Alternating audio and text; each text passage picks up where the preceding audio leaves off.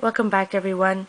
First of all, I just wanted to say thank you to all of the comments, sweet comments I've gotten, support on my blog. I really appreciate it. Art journaling is my passion. I love to share. So fun for me to do. I'm really excited I'm doing this. So this is where we started, or sorry, left off. You did get a quick sneak peek of this page in my last video, but so we'll get started. This is a real quick page. I love layers, definitely my style, I guess you could say. Layers for me is a stress relief. My anxieties come out in the layers of paint and ink and paper and stamping. So on this page, 2 layers of acrylic. The pink is just a regular cheap old craft paint, and on top of it I put the basics acrylic paint. So it's a little bit more opaque, different quality, but I have a lot of rubber stamps, particularly alphabets. So this alphabet is one of the ones from my stash that I've had for quite a while now, but I love to put a title on my page. You'll see that a lot as we go through this. I am a scrapbooker. I started scrapbooking many years ago, so titling my page is something that I like to do. Lots of times the layers of paint and the collage is really my journaling, right? It's really the expression that I'm trying to get out. So sometimes the title is all that I need. I do have a little bit of handwritten journaling over here. I'm using my favorite Bic ballpoint pen, which is what I use a lot. So got some cool Tim Holtz stamps again in the background, same set that you saw in the previous video with the sun. So this page, really interesting story behind this. If you read it, I draw these L's, or I write these L's quite a lot. It's definitely another meditative process for me. You can kind of see it in the background here. I did it over the entire page. It's something that I saw in a journal that my mother, not really a journal, but a book that my mother had many years ago when I was young, and I think she did it to practice her lettering, her writing, her cursive. But for me, it's again a meditative process, a way to calm my mind and get the stress out. So I wanted to feature the L's, or the cursive, on this page. I have a fun Prima rubber stamp down here, acrylic rubber stamp. I have some vintage playing card.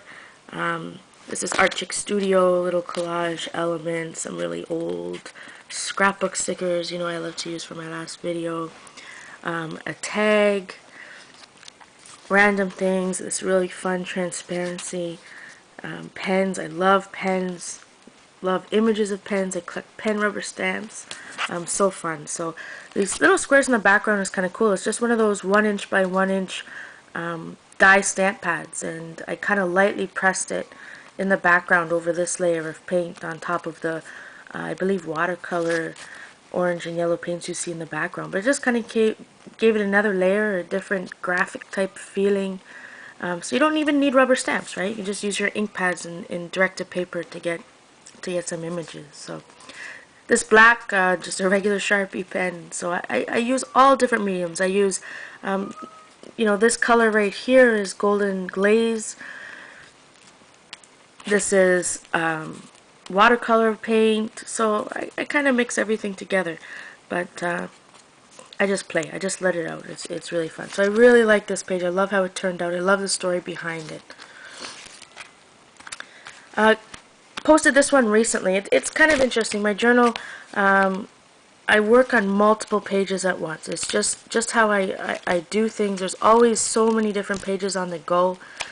We'll talk a little bit about that in a different video, but I just posted this one recently, even though a lot of the pages behind it I completed maybe a month ago. But this kind of thing is cool. I've been watching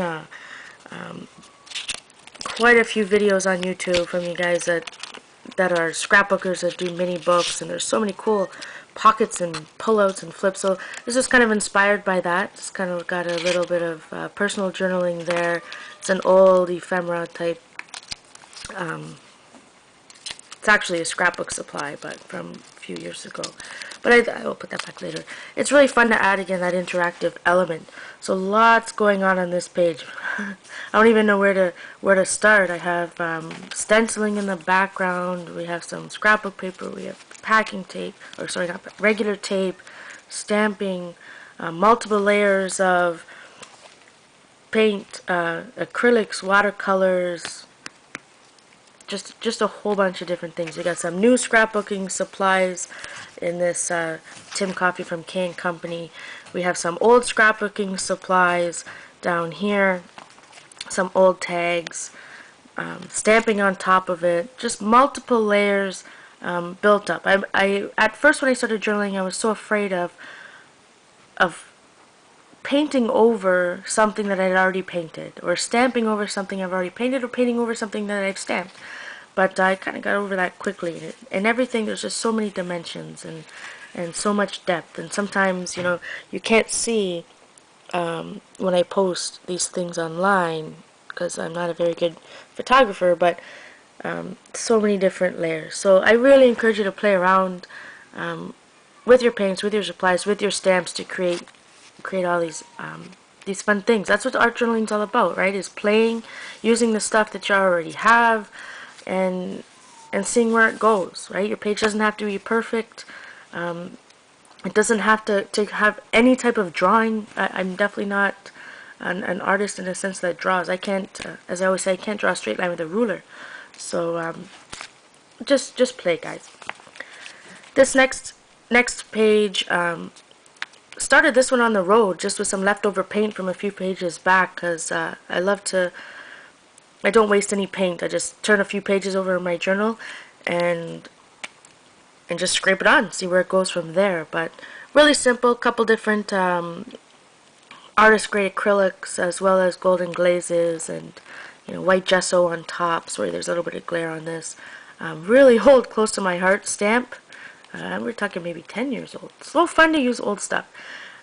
Picture here, I believe again it's an Art Chick Studio collage sheet. Another title, right? It's all about a 5-year plan. I was traveling for work. As I said in my last video, somebody asked me what my 5-year plan was, and I couldn't answer him. So lots of heartfelt journaling. If you look kind of closer here, there's lots of times where I journal, just let something out, and then paint over it. So you can't read it. I don't know what it says, and it doesn't matter to me, right? It was the form of release at the time, and it just kind of adds a texture in the background. So don't be afraid to journal and then paint over it, right? This is your platform to let out your expression. So not just to play around with art and paint and try new techniques, but to let out what's on your mind. Or at least that's what art journaling is for me. This page, it was for a Gutter Girls prompt. You can see them at www.guttergirls.blogspot.com. I'll post a link. I was the guest Gutter Girl in the, I believe it was March, end of March. I apologize if that's wrong. The prompt was Everyone Knows. It was a song, a cover done by Concrete Blonde of a Leonard Cohen song. I researched it. I'd never heard. I love Concrete Blonde. I love the song Joey. I researched it on YouTube to hear it. It really touched me. So I actually did, I believe, 6 journal pages around this prompt. So this page, again, multiple layers of paint. You'll see it kind of in the background, all this, the light that the pink is over, a lot of white on there. When I was traveling, my gesso leaked in my art kit in my suitcase, so I didn't want to waste it. I just slapped it on and painted a whole bunch of layers on top. Journaling, collage image, multiple layers, multiple stamping. But really enjoyed that prompt. Was very happy to and touched to be invited to be a guest gutter girl on their blog. I really enjoy their prompts, but it makes me think, makes me do something out of the box. So I hope you enjoyed this one. I apologize again for the cat in the background, but thanks for watching, guys. Have a great night.